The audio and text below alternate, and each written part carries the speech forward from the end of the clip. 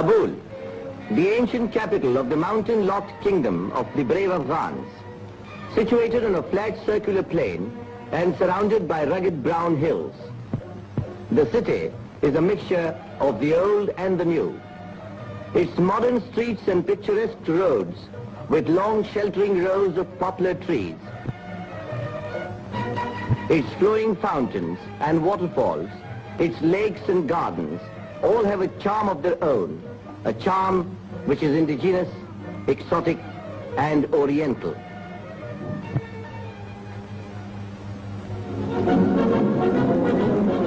Every year, the freedom-loving Afghans celebrate the last week of August as their Independence Week. The martial music of the Afghan bands resounds in the decorated streets of the metropolis and draws hundreds of ruddy-cheeked lads from their homes and thousands of trigger-conscious tribesmen from their fields to pay homage to the memory of the martyrs who laid their lives so that Afghanistan might live. Liberty-loving Afghans cherish their national freedom above everything else.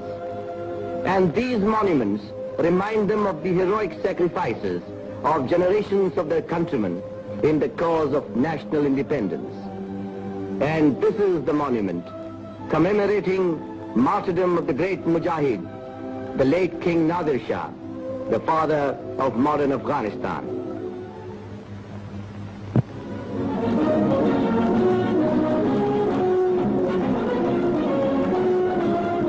The first day of the celebrations witnessed a great military display watched by thousands. Steel-helmeted soldiers in their slick uniforms, armored cars and mounted guns. Such is the martial splendor of Afghanistan, poised to honor His Majesty the King, whose arrival everybody is waiting so eagerly. Punctually at 8:20 a.m., His Majesty arrived in the royal car. He was welcomed by His Royal Highness the Prime Minister and the Chief of the General Staff, and was offered a salute of 29 guns.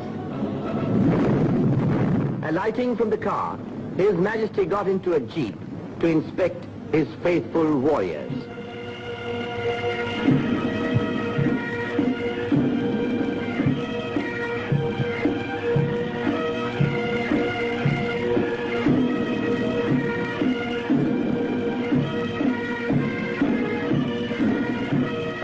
After the inspection, His Majesty got down and with the naked sword paid the homage to the great warrior, late Nadir Shah. His Majesty is under the royal canopy to take salute of the Afghan army.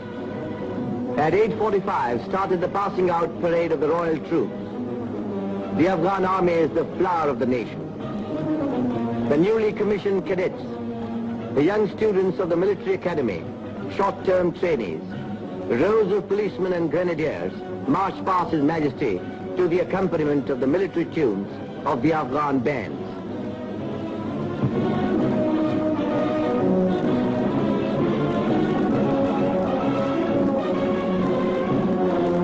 And then the heavy anti-aircraft guns. Groups of aeroplanes dived in formations, showering congratulatory leaflets all around. There are also the qualified recruits of the police school and a body of the police force. And these famous batteries, famous on account of the part they played in the struggle for independence. How the admiring crowds cheer them. These are followed by hill batteries, batteries for use in the plains, and more anti-aircraft guns. A number of helmeted men brought the rear of the parade, which lasted nearly 2 hours and aroused tremendous enthusiasm among the watching multitudes. Afghans adore games of all kinds and are keen sportsmen. The Independence Week is also a week of sports, of matches, of races. Every afternoon during these 7 eventful days, thousands of Afghans would gather to witness the hockey and football matches. Here is a hockey match being played between the Afghan military 11 and the team of the All India Hockey Federation, the heroes of the last World Olympiad.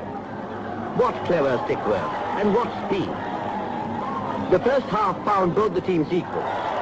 But in the second half, the Indians, by their quick short passes, scored a victory by 3-0. In this course of the matches and games, the Afghan youth found an opportunity for display of gymnastics and races. Young Afghans from various schools and institutions marched past with their bands and banners.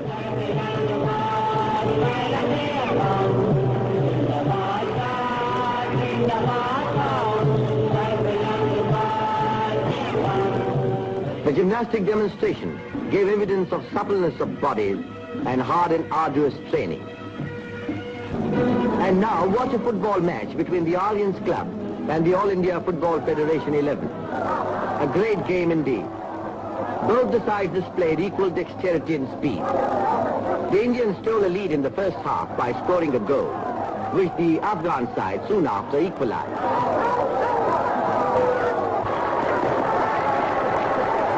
Perhaps the happiest during the Independence Week were the Afghan people themselves. The democratic nature of the state gives them all facilities for games and recreation. To them, the traditional ram fighting provides as great a pleasure as a duel between two warriors.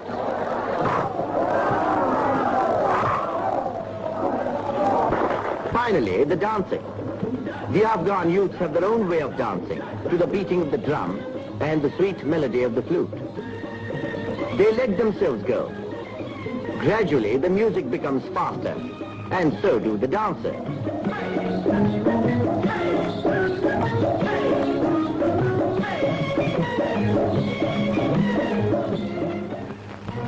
Parades, games, and dances are only a part of the varied program chalked out to celebrate the week. An important event is the exhibition of Afghan arts and crafts. In spite of its insular position, Afghanistan has made lots of progress in the industrial field and well maintained its cultural heritage. Here you find some of the best specimens of Afghan crafts: beautiful carpets, soft rugs, products of the handloom industry, Afghan jewelry inlaid with precious stones. The merchants and the manufacturers really do some brisk business during these days. Another major attraction during the celebrations is the Indian Arts Exhibition, organized by the Indian Embassy. The Honorable Dr. Keska, Indian Deputy Minister for Foreign Affairs, and His Excellency Shri Roop Chand, Indian Ambassador to Afghanistan, took great pains in making this show really representative of their country's art. Afghan hospitality is proverbial. His Royal Highness the Prime Minister, Sardar Shah Mahmud Khan Ghazi, invited the Indian team to his beautiful residence, complimented them on their skill in the game,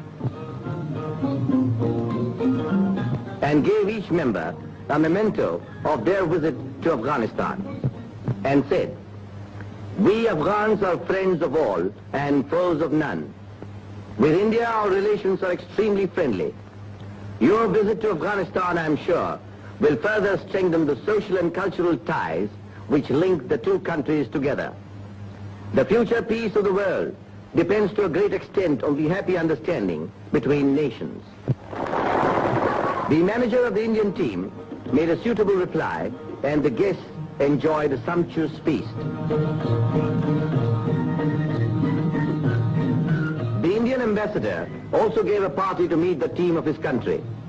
Besides the Honorable Dr. Keska, high Afghan dignitaries, the members of the diplomatic corps, other prominent citizens attended the function. Everyone enjoyed a very pleasant party.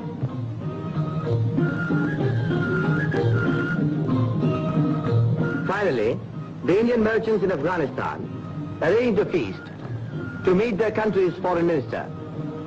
There is no communal problem in Afghanistan, and equality and liberty enjoyed by the Hindus and Sikhs in the country is remarkable. They love Afghanistan and are treated as Afghans first and Afghans last.